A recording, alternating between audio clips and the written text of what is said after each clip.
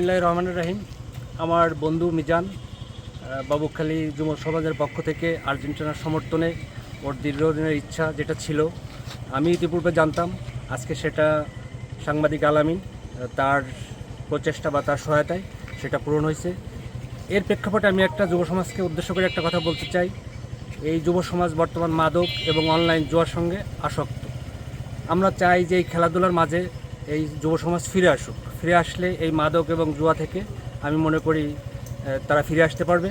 এই ক্ষেত্রে আমি অত্র এলাকার যুব সমাজকে বিশেষ করে অনুরোধ করব যে আপনারা এই জুয়া বা মাদক থেকে ফিরে এসে খেলাধুলার ভিতরে থাকেন।